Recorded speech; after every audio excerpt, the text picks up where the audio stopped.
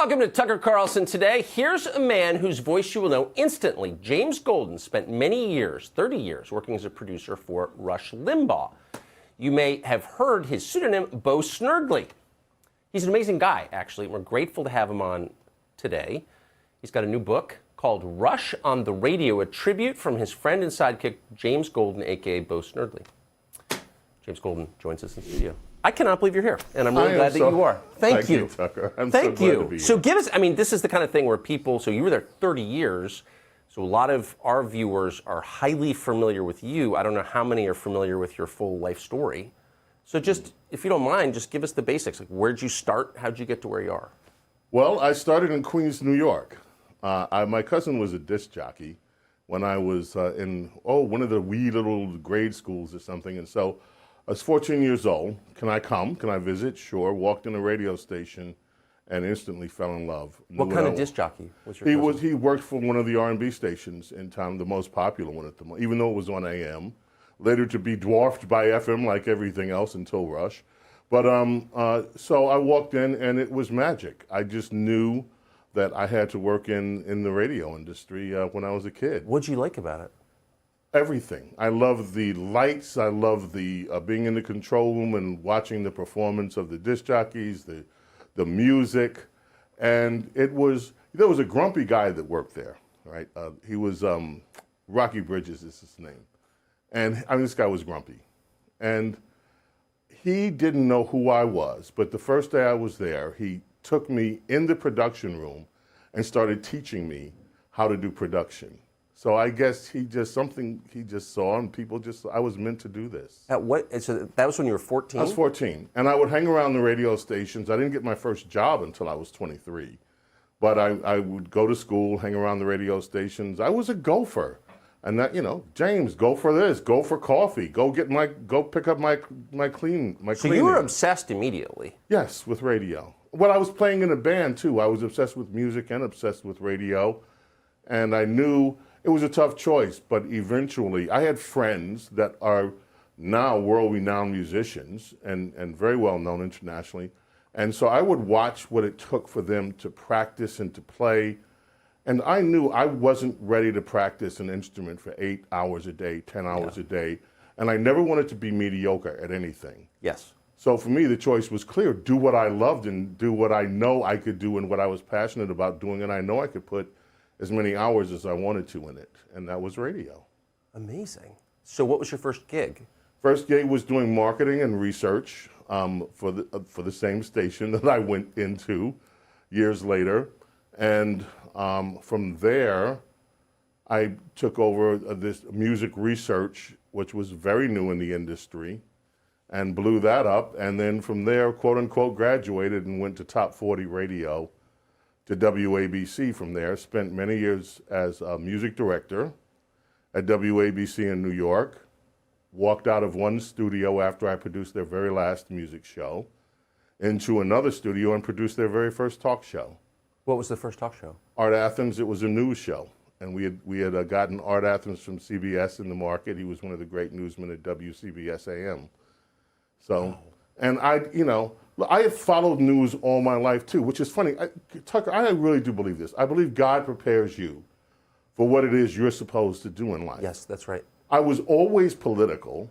I used to get into political debates. I loved history. Were your parents political? Yes. But not overtly. My parents were what I call typical American middle class parents.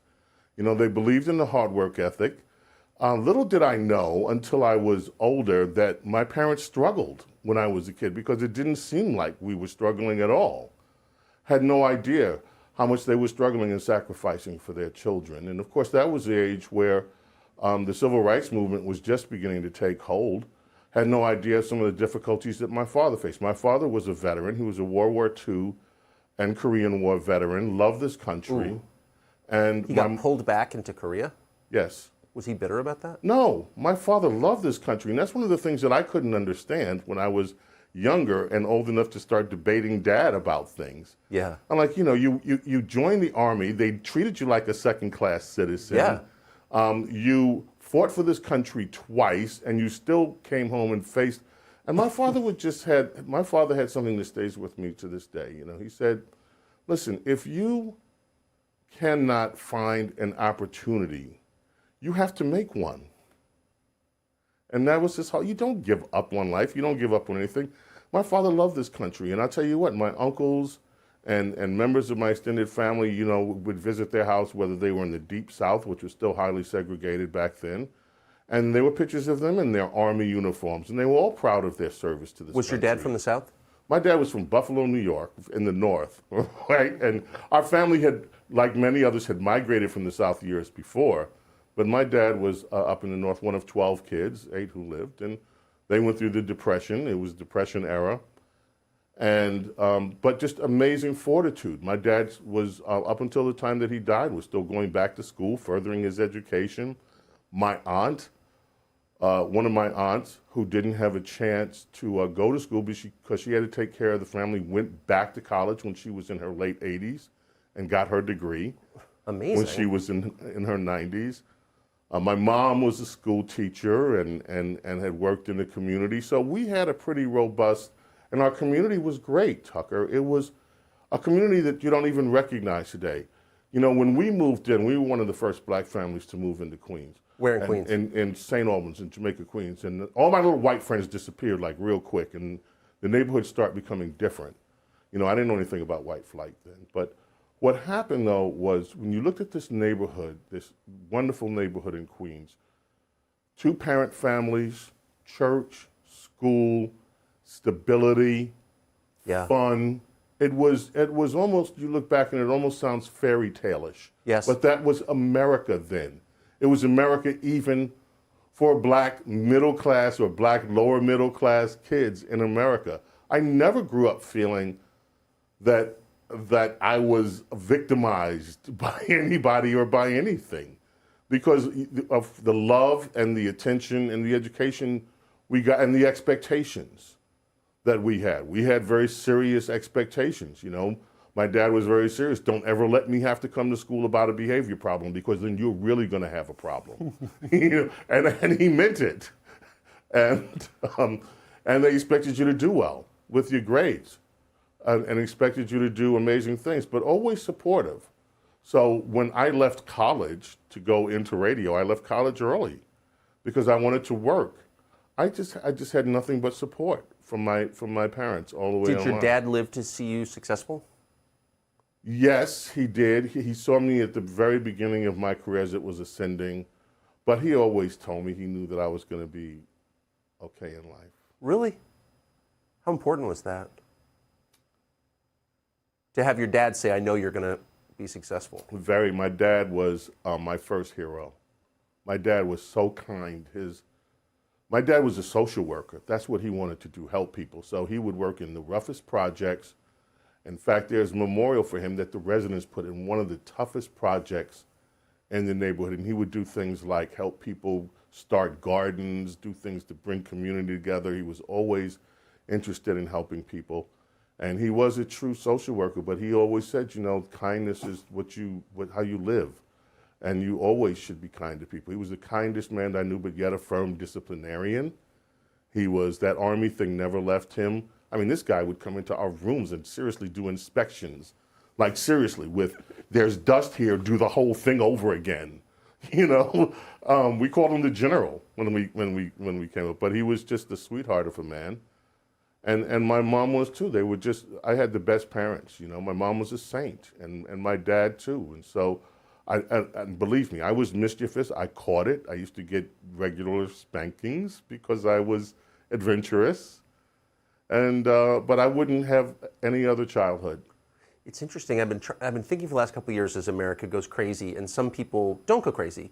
What do those people have in common? What do the wise people have in common? And the two things, every single one of them will tell you, they're interested in history and they love their dads. No matter what the background, no matter where they grew up. And you said both of those things right away. It's interesting. And I had the best history teachers too. I mean, I had teachers that were genuinely concerned. I had a teacher in 9th grade, there were 3 of us who absolutely loved history. We just ate it up. 2 of my friends. One was a guy named Kimball Ng, the other was a guy, Kevin Smith. The 3 of us. It got to the point that he would give us special essays and special tests because he's like, you guys are reading way far in advance of the class. You're already through with the history textbooks. So here he created a special curriculum for the three of us and let us compete against each other. It was just amazing back then. Wow. Teachers used to actually care. Yes. And he did that, Mr. Hyman. He was a former Marine. And he came into the classroom and we used to debate politics. I mean, there's some sad moments in that too, Tucker. I remember one of the saddest moments I ever felt was when Robert Kennedy was shot. Where were you? I was at home, and this was just 1 month after Dr. King was shot. Right. And so both of those things really shook me up. I remember John Kennedy, when John Kennedy was shot, I was in school, but I was young. We watched live as Lee Harvey Oswald we saw America change before our eyes. But the thing with Robert Kennedy, something happened to this country then. Now people tell me now that, Robert Kennedy, you're conservative. Why do you still carry on about Robert Kennedy? Because Robert Kennedy was the first politician that affected me personally, the first one that I actually saw giving speeches.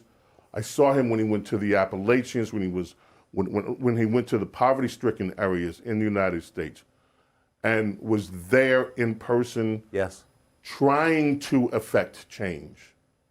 And somehow or another, it affected me. It's like, wow, it is possible to affect change by the power of your will and by the power of your want to do it. I don't think it's strange for a conservative to admire that at all.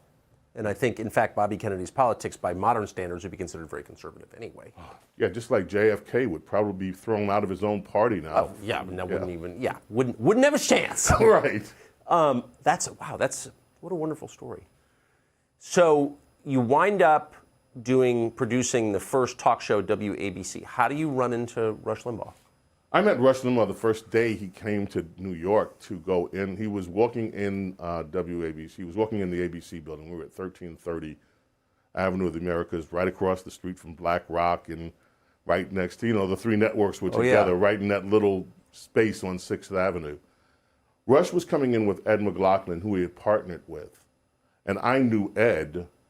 Ed was the former president of ABC Radio Networks, all the big networks, and he was bringing Rush in, whatever. So he introduced me to him, and we started talking, and it became evident, wow, this guy is something else. He's going to be, I told him, I said, you're going to be bigger than Paul Harvey. What year was this? I don't even remember the year. It was all just as all. But he wasn't bigger than Paul Harvey at the time. No, he was just coming in. This was his first day before any of it started. So interesting that you called that. What about him led you to believe he was going to? Rush was quiet. He was reserved, almost shy, but he had the thing that when he talked about the radio and what he had, the thing, the passion, the light that was, you could just see this is what he wanted to do.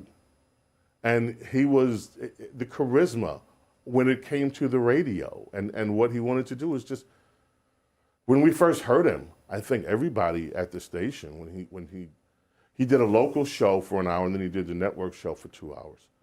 And of course, pretty soon it became all network show, never mind the local show. And by the way, with resistance, the GM at the radio stations told him, you're not going to succeed at this. You have no chance here in New York. But when you heard Rush, from the very beginning, you knew something was different. He brought an energy. He brought a passion. His voice changed over the 30 years. It was a higher tone, but it was still his mastery of the dynamics of radio. Now, a lot of people don't, what are you talking about, the dynamics of radio? Well, I was just about to ask you that. You can be you can be this far away from the mic, or you can be this close to a microphone. It changes. You can be far away from the mic. Everything changes. You can whisper. You can yell. You can turn your head and get a certain angle on it. You have to understand drama. There's a way that you can tell a story that's dramatic. There's a way that's non-dramatic. Rush was radio perfection. He knew how to pull off and execute anything. He could read a commercial and make it sound interesting. He could talk about ice in the North Pole and make it sound interesting. He could talk about politics and you'd be interesting. He talked about golf. I mean, who the hell cares about golf if you're not a golfer? Right, no, it's true. But he maintained the audience, and it grew. He could talk about... Rush Limbaugh did something that no one else, aside from saving AM radio, because it was on his deathbed. Oh, yeah. We were all joking. In fact, sorry guys at ABC back then, we were all joking about what is going to happen to ABC. And we used to joke, we were right across the street from the Hilton Hotel. And so the running joke inside for some of us employees was, maybe what we'll do, we'll be the Muzak service for the hotel. But no, then Rush came and everything changed. He changed everything, not just for the fortunes of WABC, but for all of AM radio. And then the footprint went bigger than that. He changed the media landscape in America. One guy did that. And to watch him execute every day flawlessly, and it never got tired, man. After 30 years, 33 years, watching this man, 30 years, he was still just as an amazing performer till the very last show he did. Yeah. Sorry. No, I was actually just looking at the transcript of that show, and I understand why it makes you feel and that way. The first one, he was amazing. He used to say all the time, I was born to do this. I was born to host and you were born to listen. And he was born to host. There was nobody, no offense to my other friends, because we work in an industry with some incredibly talented people, but Rush was first among the equals. He was the best that there ever was. And I think everyone acknowledges that.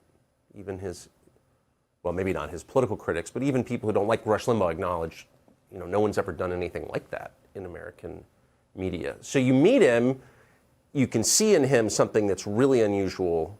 You tell him he's going to be bigger than Paul Harvey. For our younger viewers, Paul Harvey was, just give us the one sentence on Paul Harvey. I love Paul Harvey, but... The greatest broadcaster until Rush. Paul Harvey, certainly. I don't know the Paul Harvey show would, I don't know if people would understand it now, but... Nope. 15 minutes of genius. It really was. 15, and who can command your attention for 15 minutes? You feel like you've listened to a show for an hour, and every day he delivers. Yes. This weird little story at the end. Yep. Good day. Oh, it's so great. So you tell him this. How long from that moment until you start working on the show? Oh, it was a matter of maybe perhaps even less than a year. He had an arrangement with ABC, WABC, to provide the call screeners and the engineer for his show. So I was rotated on the show to screen the calls and never left. Now, we had two Snerdleys before me. No one remembers them, sadly. Sorry, guys. Marva Snerdley and Mervyn Snerdley. Marva was a liberal, and she didn't want anybody to know she was working on a conservative show. So that's what Rush called him, Marva Snerdley. So then there was Mervyn, and then I got on the show. My first day in, I'm bringing Rush some stories right before showtime. He says, well, you have to be a Snerdley. I guess. Well, what Snerdley do you want to be? Well, so on his desk, we had newspapers. It was this thing back then. There used to be like newspapers. I remember, yes. Yeah, we had them. So he had some on his stories on his desk. Daily News had a backstory on the sports page about something Bo Jackson did. I saw the word Bo, and Bo became Bo Snerdley. So what happened to the Pete Best of the Rush Limbaugh show, the first Snerdley? Where did that person wind up? Do you know? I have no idea. Lost to history. Lost to history. What were your politics like when you started on the show? Pretty much what they are now, except I didn't understand that I was conservative, and that's one of the things that Rush did was, my politics have remained the same pretty much all my life. And except what happened was Rush did for me what he did to millions of other people. He helped define what that was. Right. And it wasn't liberalism, and it wasn't the Democrats. It was, no, you're a conservative. You're one of us. You're a conservative. And it was... Was it hard to accept that about yourself? After I realized what it was, no, not at all. I was proud of it. It was like, wow, finally I haven't, it just made sense, and it made so many things click into place. Yeah. Because I was always look, I'll give you something. My mom comes home one day after I started working with Rush. Black Democrat. My mother's Democrat, was a Democrat Party hack. Yep. I mean, she's part of the Queen's Democrat Party hack machine. Literally? Literally. Part of the machine. Did they know her boy was working with Rush Limbaugh? Yeah, so she came home. So, James, my friends at church are all asking me, what happened to you? What happened to you? So I said, well, Mom, you have to just look at it this way. I'm still following the examples that you and Dad raised me with. I'm still following it all. I still have the same beliefs that I acquired at the church. Same. So the question isn't what happened to me. The question is what happened to y'all. Yeah. And that was the last I got that question, by the way. It's just interesting because so many church people, black and white for that matter, but especially rural church people, Baptist church people, I mean, they have those values, but maybe they don't connect the dots to a specific political party. That's right. And they're too afraid to now. Oh, yeah. Because they know. Let me tell you something. There's a lot of black people in church, and I know y'all watch Tucker, right? And they're watching right now, and they're saying, see, he's getting ready to spill the beans on us. Yeah. They know that the values that they hear in church are the values that you espouse. Of course. But they can't admit it because it would mean that they'd have to divorce the Democrat Party in front of their friends, and they don't want to do that. Yeah. And in front of their own mind. They'd have to come what they call, and we don't mean it in a blasphemous way, they'd have to have a come to Jesus meeting with themselves and say, you know what? My values aren't the same as this party's values anymore. Yeah. But I think one of the things that happened with Donald Trump is that you saw a shift in this with young black men, and that Democrats really don't like talking about this. I know. But with young black men, over 30% of them, and it kept growing, were attracted to the Trump presidency. And it kept growing because they understood the things that this guy was about, the achievement, the prosperity, the belief that you should have a birthright to take part in American success. That's what they want from their lives. Right. And so they started making the shift consciously, and some of them were very open about it, much to the distress of people on the other side of the aisle. And Trump didn't hate masculinity, which is an important thing for all young men. I mean, They're masculine, they're men. Like, why would they want to be led by someone who hates them for who they are? Exactly. So, was the Limbaugh show as political when you started? No. We used to spend so much time on cultural issues, some of it funny. Like, I remember we spent about a week with the Arkansas toe sucker, and and there were so many other funny things. But as when Bill Clinton came in, things really got serious. Yes. And Bill Clinton actually launched an attack on Rush in the early days after the Oklahoma City bombing. And that really had to be addressed because this was the first attempt at Democrats to try to blame us and put us in this extremist right wing. It's the handbook that they're still using today, but Bill Clinton was the first one to try to really pull that off, and Rush backed him up on it. And the show gradually started spending more and more time with politics. And some people, it's so funny because some people would say, God, I miss the old days when there was so many updates, so much laughter and all that stuff. But the audience kept growing. And even as the show was transforming, and let's not forget, Rush, when he first started, this was, I think, 38 when this syndicated show started. And so as he was growing older and maturing as a human being, just like all of us get older and our priorities change and shift, and we see things differently with the added wisdom, hopefully, that comes from age. And the show shifted like that, and the audience just kept growing with it. And what I am really proud of for Rush is that Rush was able to attract children. I mean, you look at our 12-plus numbers, the number of people listening to the show 12-plus. We had kids listening to the show and their parents. We had 3 generations of Americans at some point. Kids would tell me, I was a Rush baby, and now I'm raising Rush babies. That's what yes. And you had the books that he and Catherine, his wife, put out, the American History book series that went very, very successful among young people. And yet and still, he kept the audience and kept growing it. There was very few years, I think, where that show did not record tremendous growth. That's amazing. So from an outsider's perspective, or my perspective, I was only dimly aware of the show until the 1994 election, the months leading up to that. All of a sudden you started reading about these things called rush rooms, where restaurants would set aside a room for people to listen to the show while they ate. Right. I mean, that's never happened before. And then, of course, that was a landslide for the Republicans that year. They took back the Congress, and Rush Limbaugh got the credit and the blame for that. You've got this kind of amazing, excerpt from your book. I want to read this. I'm going to put this on the screen because it really tells you what a different world it was when you guys started doing this. I remember taking a call from an elderly woman who was nearly sobbing because she was so concerned about Rush. She was worried because he was making fun of Senator Ted Kennedy. In America, nobody made fun of the Kennedys, and no one dared even to whisper Chappaquiddick. This caller was afraid that Rush would be arrested and thrown off the air. In case we've forgotten, that's just one example of how groundbreaking the show was. Listener response was stunning and affirming. We were beginning to see that half the country felt the way that Rush did, maybe more than half. And Rush was their champion. He said what people never heard from the media. There was no Fox News. There was no internet as we know it today.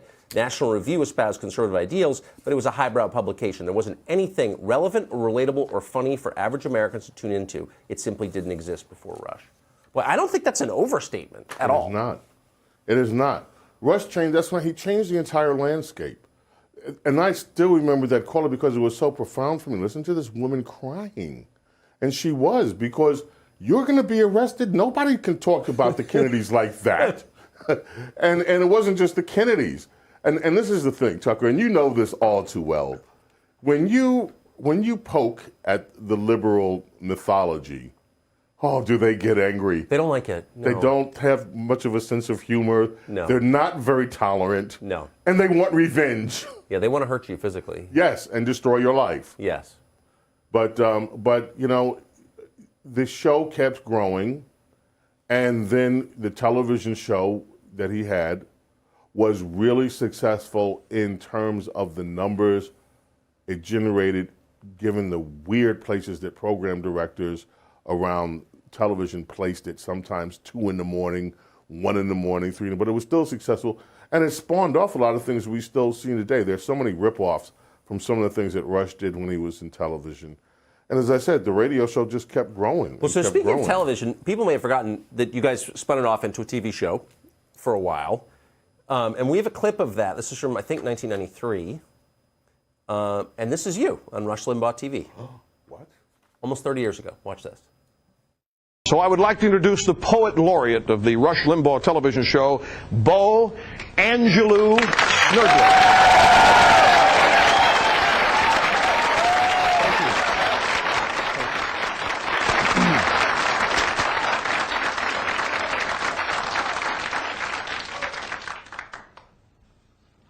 Surrounded by splendor, befit for a king, with pomp and sheer arrogance, Sir William marched in. As Hollywood stars sang his praises with joy, the news anchor persons saluted their boy. But amid all the hoopla, with courage to change, are promises broken and goals rearranged. A jog before breakfast, a snack before lunch. Let's stop by the White House. It's waffles for lunch. That is awesome. Wow. So what did you... Bo Angelou Snerdley. Oh, yeah. What did you think of doing a TV show based on a radio show? It was fun. It was an exhausting week. We used to do the radio show, pile into a car, head over to the Unitel TV studios, do 1 or 2 tapings, end up sometimes 9 or 10 at night, make it home somehow, get up, do it all over again really early the next day. It was a blur, but it was a lot of fun. Yeah, Monday through Thursday we taped, and it was a lot of fun. But from that show, we have some of the staff members who came over. Kathleen Gleason, who was the TV show's first producer, stayed with Rush. She was with our radio show. That's Cookie, ladies and gentlemen, who was with us for all these years. Cookie still took care of all the audio bites and the sound bites and did all the audio from us for years. Her husband, George, was on the show, Coco, and he stayed with us, ended up running Rush's website for many decades. You know, this is one of the amazing things about Rush. When people came to the show, they didn't leave. You know, That says a lot. This is, Tucker, one of the things about Rush that anybody on our staff could have written this book, because all of us had one thing in common. We all loved, this is not just work, this is not just a job, we all loved Rush, loved the man very deeply. He was an inspiration to us. He was a great boss. He hired us and left us alone. Well, we didn't have meetings. We didn't have a whole bunch of stuff. That's why the meeting, when he announced this, we knew something was wrong, because we didn't have meetings. He hired the best people, and then he let you do your thing. And you might hear from him. Now, don't get me wrong. If you did something to screw up his show, Rush will throw you under the bus in a second. Okay? Fair. Right. But outside of that, he left you alone. He left you alone to produce the work that you were hired to produce. And we all knew that he wanted excellence every day, no fail, no question, and that's what we all wanted to deliver. We had the most incredible Limbaugh letter, was the most widely read political newsletter in America for 28 years, from the first issue to the last issue. We had the most amazing radio talent. The website has always done extremely well. Everything that he touched, he wanted it to be excellent. And so he was always in prep mode. He always wanted to prepare for the show. Kind of reminds me of somebody. You know, I watched an interview last night, and this guy was interviewing this guy out of this Kyle guy that was in all of this business in Kenosha.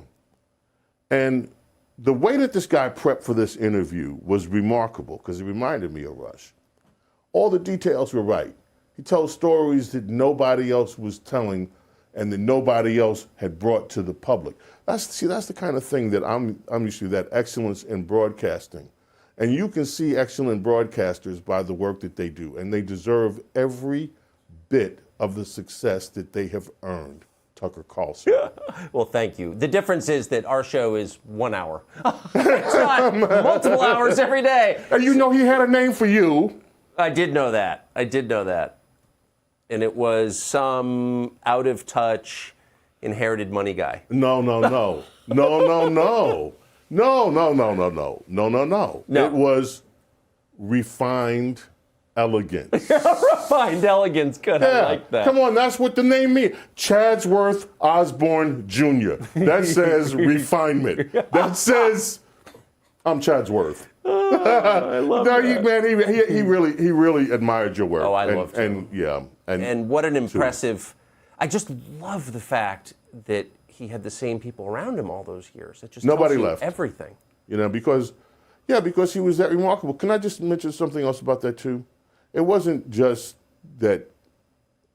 If you don't mind, I'm gonna tell you a story that's in the book. Please. See, this was before Rush was. This was before it was all of that. This is when it was still like before I started working for him. So I'd be in the newsroom, right? And at ABC, I'd be going through the stories of the day. And if I saw some stories, I'd take them back to Rush that I thought he was interested in. Everybody wanted to do that because he was on fire even before. He came ready to do this. Everybody knew this show is something special. So everyone was, hey, Rush, I got a story I think you might like, because it was that kind of energy around it. But anyway, I was in the newsroom. And I was on the phone, and you know, radio, you don't make a lot of money unless you're really on the. It is not what you do to become wealthy. Right. It's what you do because you love. Yes. So I was in the newsroom. I was on the phone with some creditors. I forgot what they were trying to take back. Personal creditors? Yeah, you know, like we're coming for your car, like whatever couch, it is. Yeah, the couch, whatever it is yours. So anyway, I guess I'm talking a little bit too loud, and Rush overhears me. I didn't know you'd overhear me. So a few minutes later, I'll get done with the call over the intercom. It's, hey, James, can you come back in my office? Come back in the office, Rush, hey, close that door. Close the door, sit down. Rush says, so listen, I don't mean to pry, I don't want to get inside your business, everything, but I heard you on the phone. Is everything okay? I said, oh, yeah. It's just, he said, no, seriously. He said, is everything okay? Well, I'm having a little time. Well, how much do you owe? I mean, so totally I owed about $5,000 out. So he says, oh, man. He says, well, look, don't sweat it. Everything's going to be cool. Everything is going to work out. So I get to work the next day. I want you to keep in mind, this is before Rush Limbaugh signed any big syndicated deals. This is before Rush Limbaugh, the multimillionaire. This is before Rush Limbaugh. I'm on the track to blazing success. This is before any of that.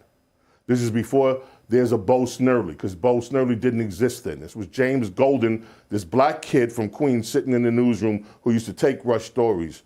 So the next day, I'm sitting in the newsroom, pulling stories again, intercom. It's Rush. Hey, James, can you come on to the office for a second? Sure. Go to the office. Close the door. Close the door. Rush has an envelope. He pushes the envelope to me. He says, here. What is this? Inside it is a check for $5,000. Whoa. $5,000, Tucker, still a lot of money to me. It was a lot of money then, but it was unheard of, right? And what Rush said to me was, I don't want you to tell anybody about this. This is between you and me. This is not a loan. This is a gift. Because good things need to happen to good people once in a while. That's who he was. You're making me emotional. That's who this man was. There are tens of thousands of those stories. But then there's also the multi-millions. Thank you for telling us that. There's the multi-millions of dollars that Rush raised for leukemia research in this country. There are the multi-million dollars that Rush and his wife, Catherine, raised to house first responders, the families of fallen first responders. And Tucker, when leukemia strikes your family, it doesn't ask you what your political affiliation is. It doesn't ask you how old you are, what race you are, what gender you are. It strikes, and it hurts. And when you lose a family member, and these children that have lost their family members who were police officers, who served our military, they don't want to know anybody's politics. Their wives and their husbands want to know, how am I going to keep this family together in a house? The American people that listen to talk radio, that watch your show, these are the people that came to the plate and gave and gave and gave and gave millions and millions and millions of dollars at the request of Rush and others in our business. This goes beyond politics. This goes to the depth of humanity. What can you do to make someone's life better, someone else's life better? And there's so many examples of that. That's what Rush's legacy is. It's not what Democrats would like to have you believe, divisiveness, or what liberals would hardcore, that never really listened to him or what he had to say. It was about giving. It was about giving to your country. It's about giving to your fellow man. It was about loving your country and loving her people. Yes. And that's what Rush Limbaugh was all about. And that's why all of us that worked with him are just so proud to be associated with this program and with him. Well, it's really an amazing tribute. I got to ask, so you're in New York. This is a minor point, but I wonder if it was significant. So you're in New York City for years. You're from there. And then the whole team decides to move to Florida, right? No? Most everybody's still in New York. Really? Yeah. Yeah, our broadcast engineer, Mike Mamone, 30 years, he's still in New York, did a show from New York. Our web crew's still in New York. Interesting. Our newsletter crew was always spread out. They're out. It was just, I'm the only one from the New York crew that actually moved to Florida. And then Dawn and Brian, Dawn Baczynski, who was our stenographer after Rush went deaf, and Brian Johnson, our engineer in Florida, were already here. And it was basically the three of us and Rush inside our Southern Command every day. Rush Limbaugh did his show being a completely deaf human being for longer than he did it with hearing. That's just unbelievable. Yeah. I mean, I knew that, but it's Right. how do you do that? You have to have extraordinary talent. I remember before Rush had the cochlear implant put in, and he was completely deaf, couldn't hear a thing. He called for a homeless update one day. I'm like, well, this takes timing. You have to know where the posts are, when to stop talking before the music starts. Yeah. There's an interlude where there's just music, split second, and then you have to be out. Rush called for the homeless update. I'm like, is he serious? He's deaf. He can't hear. How is he going to do this? He called for it. He hit the cue, talked right up to the post, hit it dead on, did the stories that he wanted to do for the update. In comes the musical interlude, hit it dead on, hit the out dead on. Went out and I stood, I'm watching this, I'm saying what I just saw was impossible. This man he did everything from the inner clock and his inner memory, muscle memory. That's what I said, there's no other radio performer like him. He was the Yoda of radio. He could pull it off. What was his day like and your day like to prepare for this show? Like, just give us a sample day, the rhythm of it. He was there usually by 8:30 in the morning, already starting to go through stories for the show. And then would just work straight up. He had his lunch, he had a chef that would prepare a meal for him, and he'd have the meal somewhere around 10:30. And then while he was working, he never stopped working, and then he just kept on right up until doing show prep until the show started. And then he just delivered the show. Afterwards, he would do some post-production work, meaning he'd do some commercials or whatever else he had to do. Then he'd leave. Now, if we stayed around, either during Brian, if we stayed around for a while doing whatever we had to do afterwards, within 40 minutes, his printer would start going off. He was remote printing stories for the next day. Wow. So he was totally absorbed in the show. Totally absorbed. As he said, life is show prep. Life is show prep. Interesting. And he didn't take much time off. Nope. In the first few years, some of us were complaining because we had to work all the holidays because he never took off. But then later on, he started taking off some of the holidays. Did you think that it was going to go as long as it did?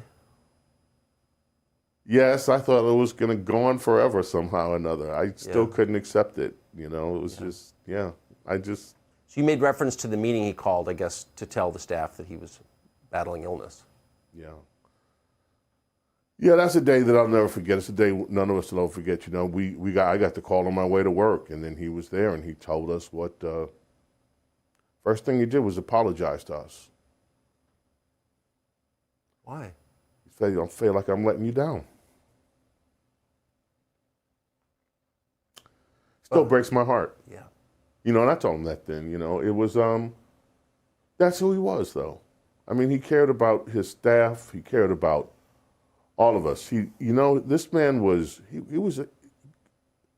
Tucker, he was one of the most exceptional human beings you could ever meet.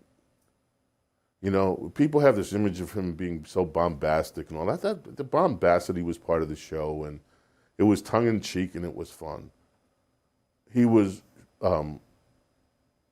humble, so polite. You can tell a person you watched them a long time. If you brought Rush a cup of coffee, you never failed, thank you, sir, thank you, ma'am. It was kind of old school politeness that never, ever left him. He was so generous to his staff without ever, you didn't ask him. He was just generous. He was generous to so many people that he never even met, and just did it all without wanting it to be known. He had a deep spiritual faith, and he did talk about that toward the end of his life. Yes. I think one of the tributes, though, that to me stands most about Rush is what happened after he got the diagnosis and his bucket list. You know, Tucker, as much as I love radio, and I've loved radio since I was a kid, if I get the death sentence tomorrow, I'm done. I'm not, sorry guys, I got some things I want to see around this planet before I get out of here. Rush had a bucket list too. His bucket list was his audience. Yeah. Every single day that he was not in treatment, that he came to work and he delivered a show, and the shows were excellent. And you couldn't tell when the shows were on that anything was wrong with him because his energy level was sky high. He was funny, he was witty. But after the show, the three of us that were there, Dawn, Brian, and myself, we'd see what it took out of him. Oh, I can't imagine. Some days he couldn't even move. He was in such pain. He had to have Brian come in, and he couldn't even pick up his attaché bag. Yeah. It took everything that he had to do these shows, but he did them. But I hesitate to play this, but I think I really should, because it's a remarkable piece of tape. This is his last broadcast of 2020, December 2020. And it's a clip of Rush describing how he feels at that moment. And it's pretty amazing. Here it is. My point in all of this today is gratitude. My point in everything today that I share with you about this is to say thanks and to tell everybody involved how much I love you from the bottom of a sizable and growing and still beating heart. And there's room for much more. All because I've learned what love really is during this. So, I mean, this is a man enduring real suffering, for real, and looking down the barrel of eternity. And he's grateful? Yes. Yeah. I remember that very well, and I remember that that broadcast very well. Because afterwards, you know, there were a few news stories about it. People were profoundly moved by it. Yeah, I was. Yeah. And that was, you know, he loved Thanksgiving. He did the original story of Thanksgiving the way that it was, not the way that it was taught to us in schools, and that is a tradition that I am sure is going to live on.